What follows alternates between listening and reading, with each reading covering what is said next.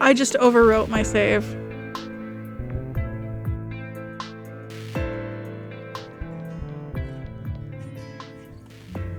Okay, we're back here. We take the first one. Should have gone back. Save. Okay. Now we leave. Okay. We leave the cafe. After an arguably pleasant talk where Miranda only insulted you half-ish, it's too confusing to explain, you finally make it to the block of trees that make the courtyard. After pretty much immediately giving in to the fact that right now you two are incapable of not being whatever weird thing is going on at the moment, why do you keep thinking about how attractive she is? Hasn't she always been? And you actually have a mildly non-antagonistic conversation. I suppose I simply just do not understand the logic behind it. Well, it's not meant to be logical, it's about love after all. She gives you a side eye. I suppose you might know something about that then. What? And you wouldn't? I'm a shit talker, but there's no way you haven't actually loved anybody.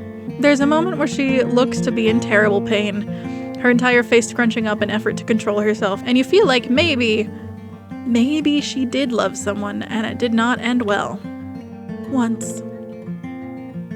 It comes out hoarse as if she's reliving something, and it's given her unimaginable grief. For once in your miserable relationship, you don't push her or make a joke. You simply wait for her to reassemble whatever has broken in the moment and let her do it in peace. Even so, if Romeo had just waited, things would have been just as planned. Yes, but Juliet didn't tell him shit. What was he supposed to think? Perhaps a thought? You roll your eyes. The two of you had seen a poster for Romeo and Juliet, and you had idly commented that you'd like to see it when Miranda, always full of judgment, has stated that she hates that story. Which, fair. This guy obsesses over this child, kills himself, and then she kills herself, and it's this whole thing which frankly could have been avoided from the beginning if Shakespeare weren't such a dick about his tragedies. It wouldn't be a tragedy if things had turned out alright, or if they made the correct decision. The point was that he couldn't bear to live a single moment without the love of his life, and so he didn't. That 1 second of waiting would have been agony. Miranda doesn't even pause. She's got little hearts in her eyes again. I would wait centuries if that's what it took. Whoa. She has this intense look in her eyes and she stares into your soul or something, and instead of shrinking away from it, you have half a mind to take a step closer. And you sway a little too much to your horror, and she refuses to break eye contact. Words are quite literally failing you. That's actually quite romantic. Die in a hole. Is it? I was told I become single-minded when I care. She still won't look away from you, and it's driving you up the wall. A lot of people find that attractive. There's a moment where you think she might kiss you, but instead she tilts her head and finally looks away for a moment. And it's like you can breathe. You didn't even notice you'd been holding your breath. Little Crow, When you love, do you love blindly? When you love, do you love blindly? That depends. Well, it depends. On what? On what they do. Well, it kind of depends on what they did. I can turn a blind eye willingly for a lot of things, but sometimes it's just not forgivable. The frankly unnaturally fun time you are having is cut short by a mysterious woman in a leather jacket who is giving massive suspicious vibes, who is just sitting on Miranda's desk. She stares at you with abject interest and even familiarity. You see Miranda do a 4-reelsy double take at it before it's like her entire world ends in front of her eyes. Possibly bad person. It's Mia, of course she's the bad person. Who is the new girl? Get off my desk. The woman shrugs and does as she's told. Well, Miranda glares at her while the woman gives her an almost flat expression. I'm not even that new. New to us. Definite bad person. Miranda looks like she might commit her first real-life illegal action in front of you before thinking better of it. Mia, what do you want? I came to talk to you about the student council stuff, but I'll come back later when the newbie isn't here. Not new. New enough. She has this permanently deranged expression set on her face when she winks at you like you're her friend or something, and you manage to look at Miranda while Mia exits, who frankly looks like she just wants to end it all. Who the fuck was that? And can I never meet her again? Miranda gives you this look of amicable pity that tells you everything you need to know about the frequency of that happening to you. When you get back to your dorm, you fall asleep immediately that night, which is honestly a godsend if you've ever seen one. But you dream. Please, I can't lose you both. Voice you can't place. I'm sorry that I couldn't. There's a spluttering. No. Coughing. And it sounds terribly painful. I'm sorry I couldn't save her. I need you here. You can't leave me too. In your equivalent of an MP3 player dream state, you hear her wail before sobs burst through. The other voice doesn't answer. I love you. You sit up in bed faster than you ever have in your entire life. Faintly, your alarm rings and Danny calls for you to make it stop so she can go back to sleep. Where did that come from? You do your usual intern bit for a while until you become so wildly uncomfortable with the way Miranda is blatantly staring at you that you have to swivel. Please stop staring at me like that. Like what? Like you want to eat me? It's extremely distracting and I just forgot how the damn alphabet works, so like, do your paperwork or something. You pause. Pun not intended. Miranda wrinkles her nose at the innuendo, but otherwise looks more intrigued by your statement. Before I forget, student council elections are coming up and I need your assistance. However, it's on the weekends. Sure. You agree before you even hear her out, which is very bad news for you, considering. She had been staring at you like a predator today, and while incredibly attractive and distracting, it was doing bad things to your heart. Your heart, which you're beginning to suspect might have led you straight into the trap of crushing on the meanest woman on planet Earth, who wasn't actually so mean once you just disregarded the way she waged verbal war on everyone she met. Her cruelty hadn't even lasted that long, and even when it was clear she was still being kind to you in a way, since you hadn't shattered under it within that time frame. Every weekend. Both days. I don't mind. There's arguably so much space between the two of you, but it feels like a millimeter and a kilometer at the same time. Helping! You suddenly add, the pressure of the situation causing you to cave into your weakness. The way it had sounded before. Miranda, for her part, doesn't help at all by staring at you. Eventually, you're dismissed, and you don't have to behave like you're in a zoo. Except, when you lie down to sleep, you hesitate to close your eyes. But sleep finds you anyway. Everything is so jumbled. So many voices at once, imploring, desperate, rage-fueled, quiet, loving, all the same, but distinctly impossible to recognize due to the sheer amount of overlap. Like 20 people trying to talk into a mic at once, and it can only pick up a scattered, utterly destroyed sentence. But only one sticks out. And only because it's something you've heard before. I won't let you go, little crow. Not you, not now, ever. I don't care how long it takes. I would wait centuries for you.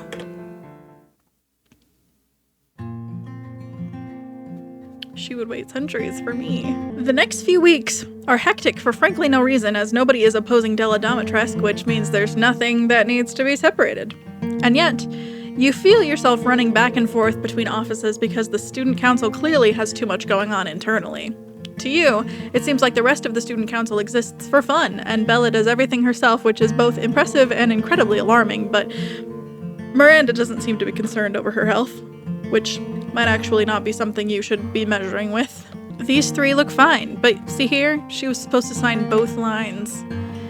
Damn it. It was hard enough to get her to sit still the first time. Cassandra has never really been the type to face consequences anyway. I'm sure it was on purpose. On top of that, there's some sort of interdepartmental scandal with the theater troupe, which would be fucking hilarious if you didn't have to deal with the war of complaints happening. Hey. But worst of all, don't ignore me, is Mia. Ever since you had that absolutely deranged run-in with her, she has been following you around, utterly convinced that the two of you are friends. You would mention it to Miranda, but honestly you think she might explode if something else is added to her plate, which, while usually a form of entertainment, would mean your doom in the scenario at the moment. So you let Mia follow you around like an annoyance and suffer in silence. Need any help? Do you know how to wrangle Cassandra into a room without breaking any laws? No, but I don't really care about the law. Before you can stop her, she has disappeared into oblivion, and you watch her go with a mixture of horror and relief. She is going to do something terrible, but some petty part of you hopes Cassandra has to deal with her shenanigans instead of you. Almost like penance about this debacle you're being forced to deal with. As you pass by previously vacant rooms, you hear an assortment of complaints. That is absolute bullshit. I don't care who said that. Cass wouldn't do that. She's a lot of things, but not that. She's practically a tyrant in the theater. No, I'm not crying. It's just my allergies. Why am I even here? What do you mean, a character reference? Has she committed a crime? The only thing I've ever seen her do is drag about 14 different girls into my shop in under a week. Oh, you've never seen her out of her natural habitat before. I just want this to be over. It's been like this for the last 3 days, and you have to agree with Jasmine. You want this over too. Walking down the hallway to your left, you find yourself in a different kind of chaos. A mixture of pointless campaigning and winter ball planning is occurring, and you almost turn back around into the drama that Cassandra has created. Almost. What have I said? Don't pick locks unless you say I can. Don't let me catch you again. Mia rolls her eyes when Miranda turns to bark orders at some lost freshman's soul before brightening and walking away like an absolute maniac. Miranda turns sharply, thunder in her eyes, before she spots you, and then does the weirdest thing when she glances between Mia and you. And... shit. Sorry. Cassandra locked herself in her room and started wailing about her play or something, and then had Mistress Miranda caught me picking her lock. Mia looks at you expectantly, and you realize you're supposed to accept her apology.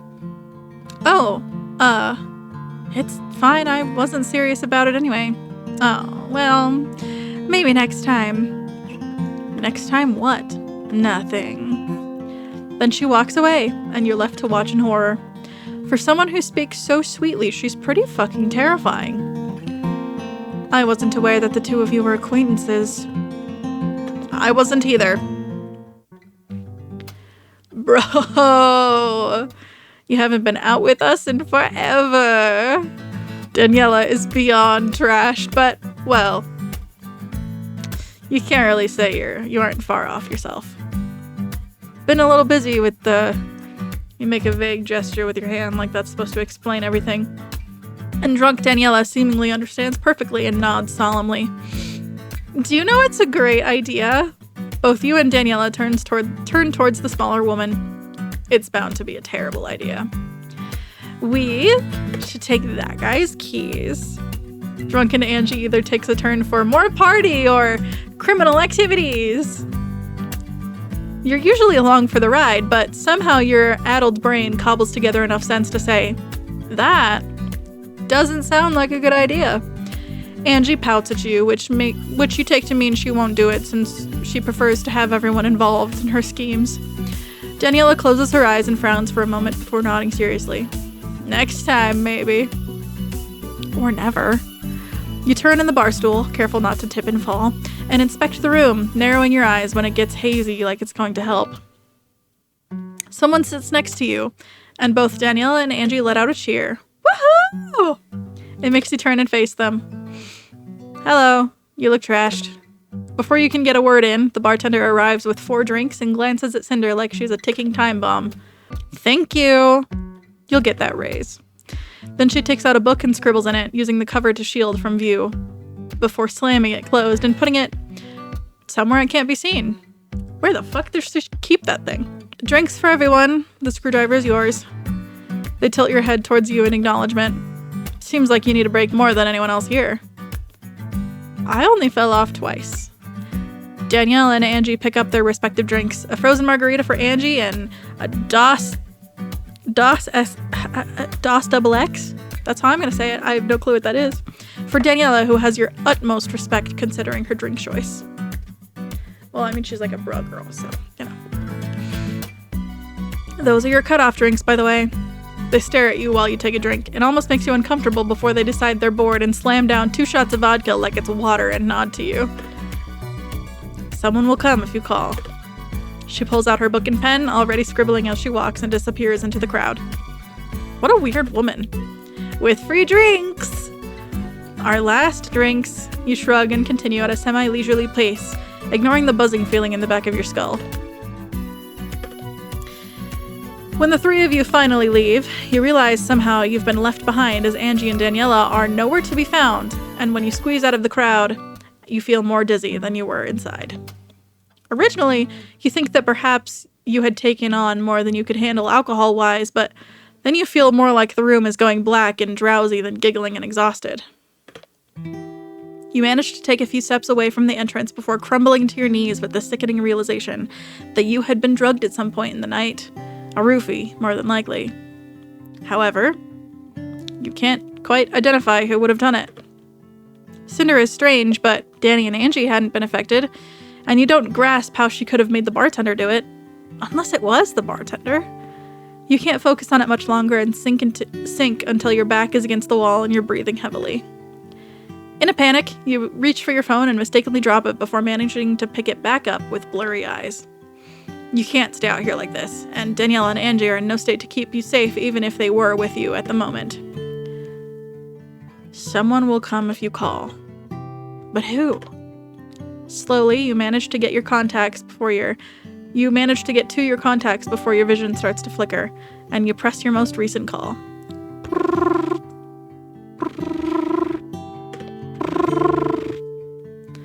There's a click before you realize who you've called in your panic.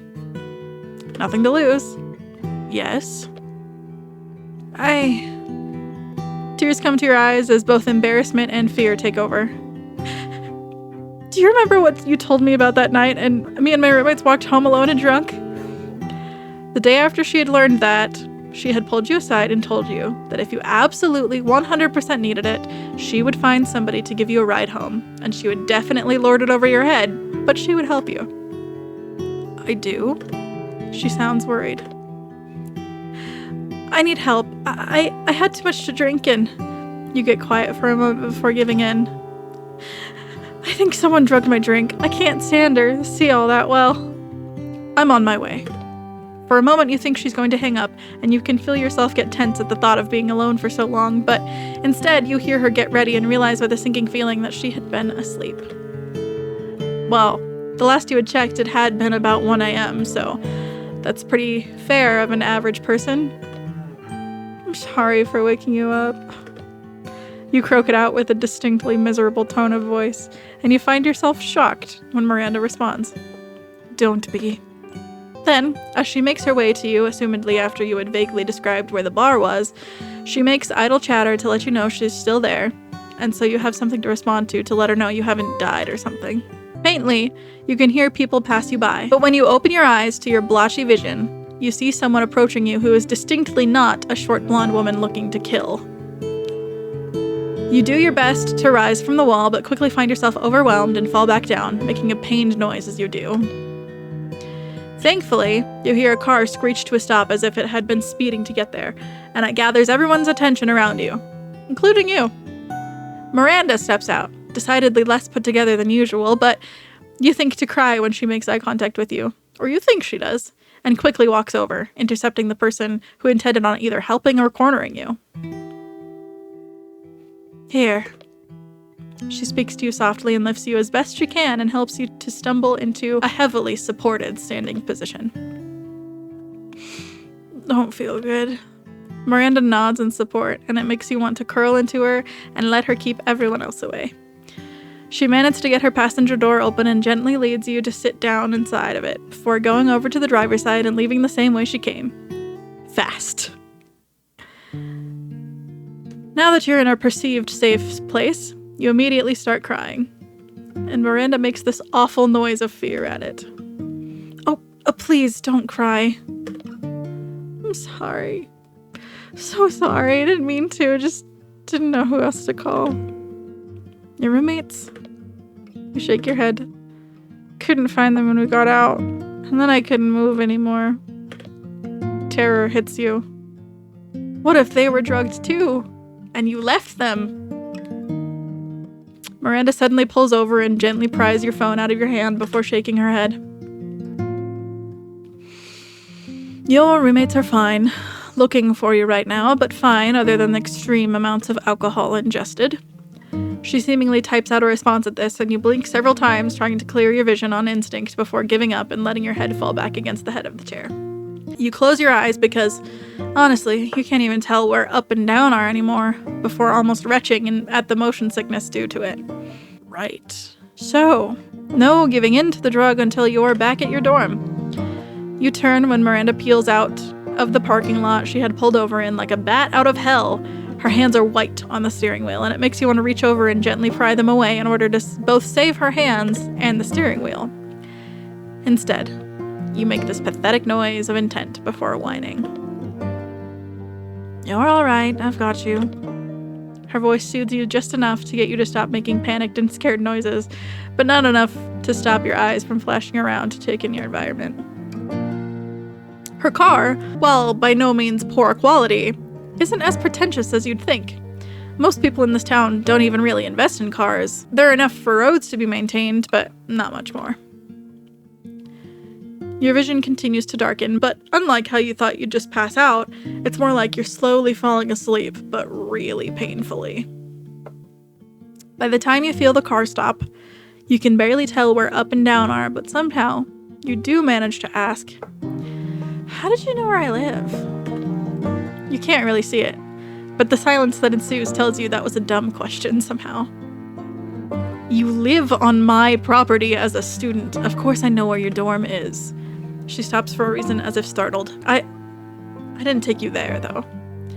Perhaps that would have been the correct thing to do. Is that what I did last time? She talks like it didn't occur to her to do that, but if she didn't take you back to your dorm, where are you right now? And what does she mean by last time?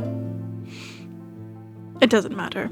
All that matters is you're safe now. I will be sure to take care of you properly. I did it for you, not me. You must have said it out loud. But before you can manage anything else, you black out. You're home.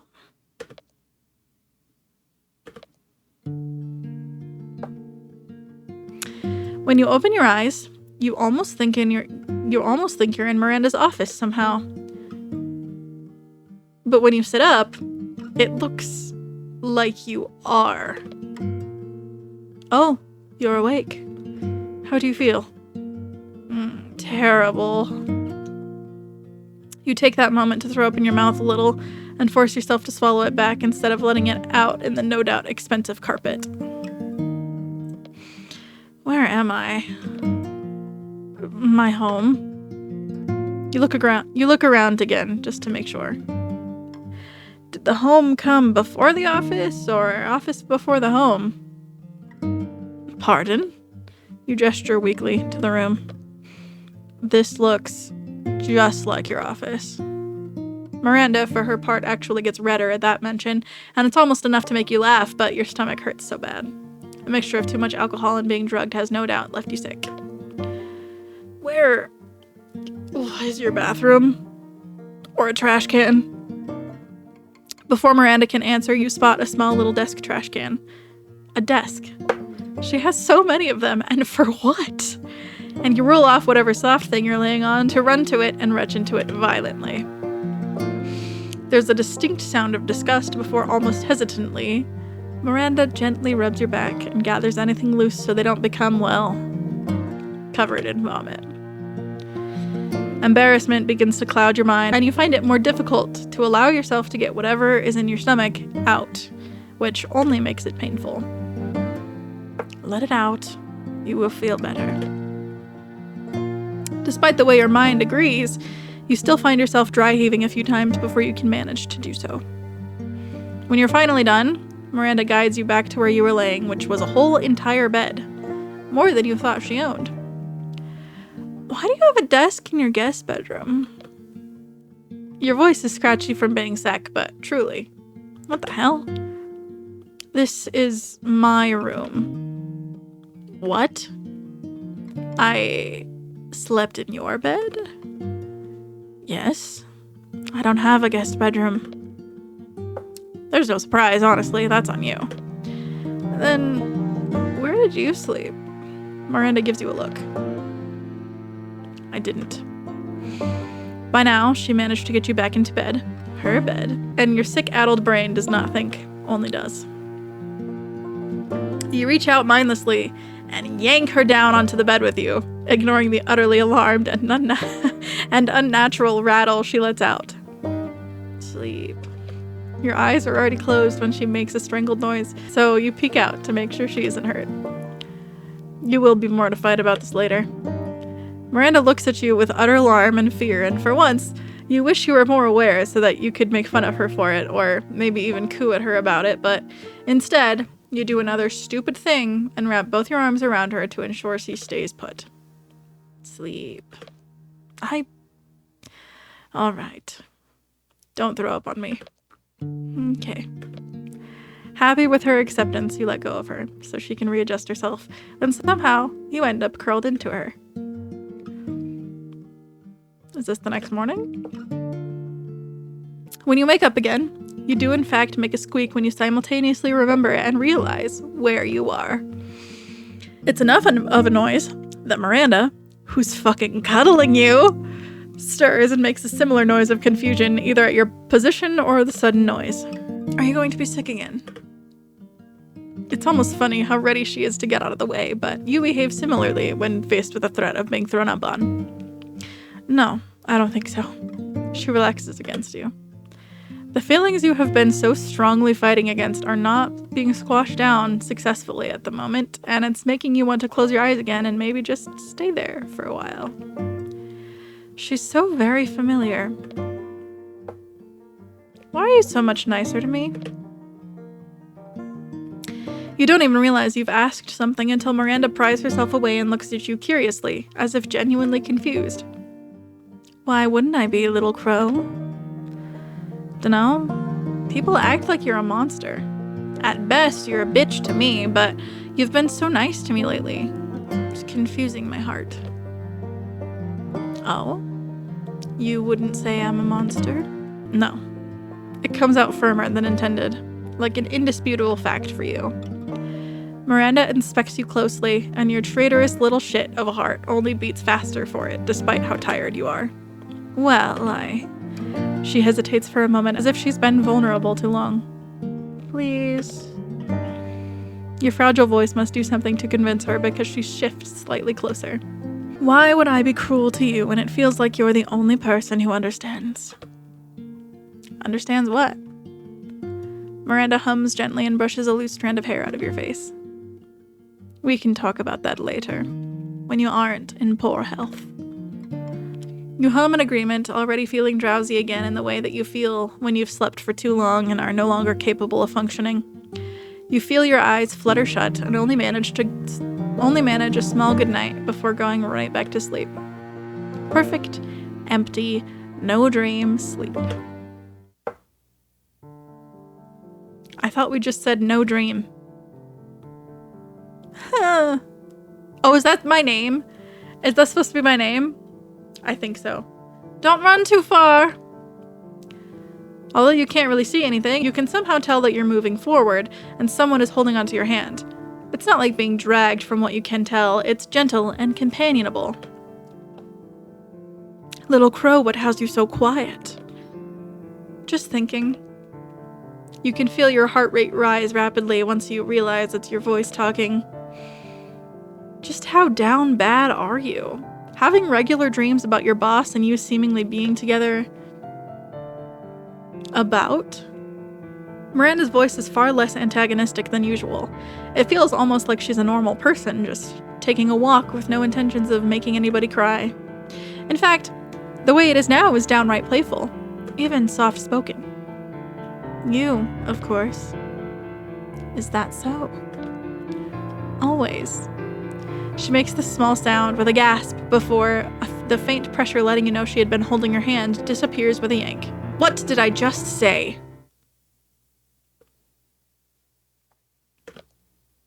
You wake, breathing hard for some reason, and you realize Miranda isn't in bed with you anymore. You take deep breaths to calm yourself down before sliding out of bed to search for her and maybe solidify that your dream was just that. A dream. Even if it felt so awfully real. The reason I'm not dealing with you this very second is that I am busy, and it worked out in my favor. Do you understand me? There's a noise that's faint enough to tell you that she's on a call. They don't sound very apologetic. Good. Do not test me again. She hangs up and sighs in frustration, and you wait a beat before turning the corner. You're up. How do you feel?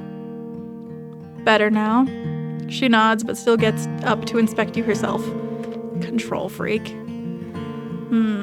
Yes, you do seem to be in better shape than yesterday. Still, you should rest again. Part of you wants to ask what her call was about, but you're more concerned about your health at the moment. Right.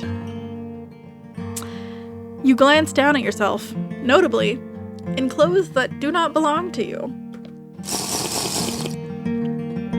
Could you tell me where my, clothes are? Oh, now you're shy.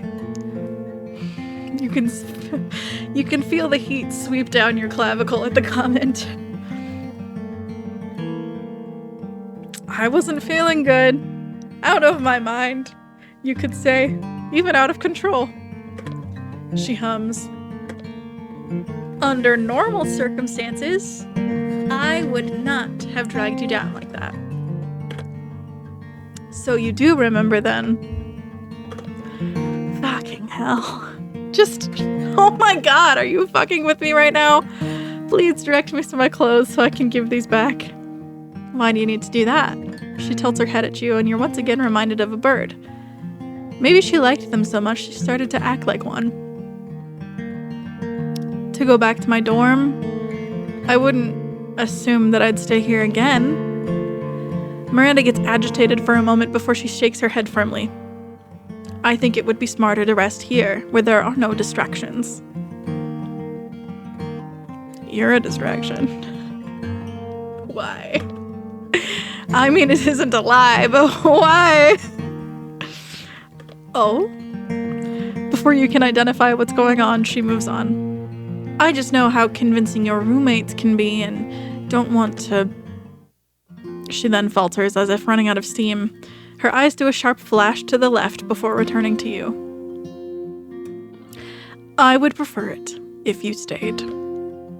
You slowly blink at her in a mixture of exhaustion and confusion as you register her words.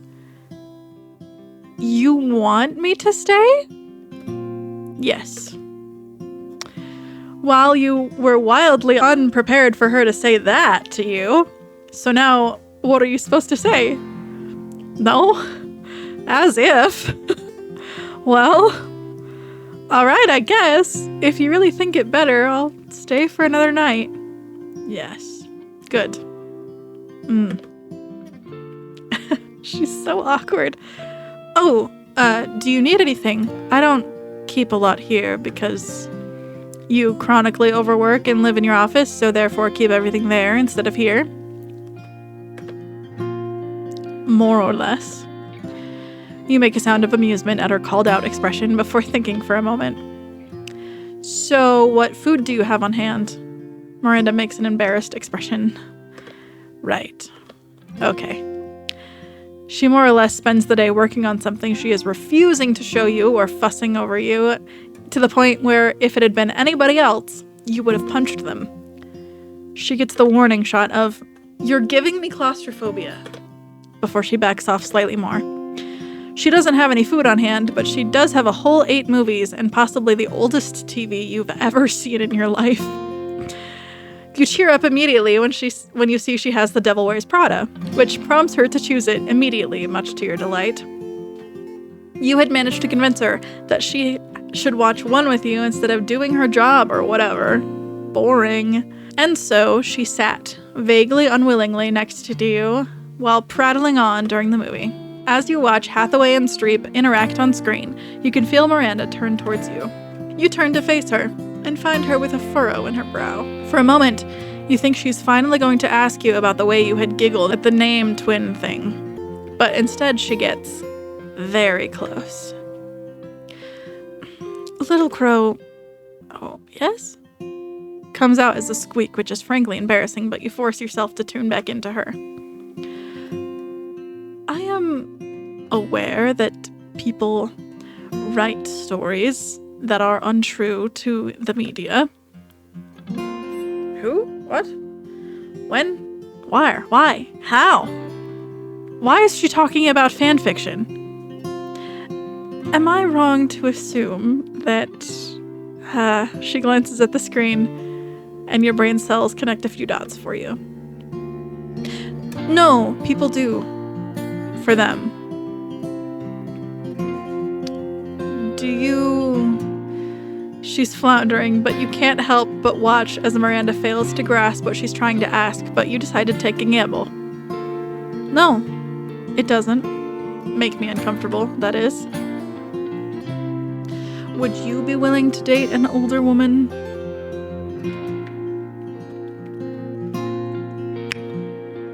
Yes. Oh. Her breath hitches audibly, and you find yourself continuing to stare at her while she reacts to your answer. Sometimes she's so translucent about her intentions. When the movie ends, you yawn. Somehow you still hadn't gotten enough sleep, and Miranda takes the moment to shepherd you into bed again, and you manage to roll over and look at her before she leaves. Promise to sleep? Miranda pauses and turns to you. I promise. What were you thinking? Another small figure responds quietly, hushed as to avoid any spreading of news. Mother sits furious as she stares them down before sneering. I'll skin you if you try anything like that again. Do you understand me? She is all right, isn't she? Mother turns, bird-like eyes peering through her mask, predatory and ready to kill at a moment's notice. She better be. There's a wave of murmuring through the gathered crowd, some shocked, others worried. She's fine. Now shut up. Yes, leave. All of you. I must return before morning.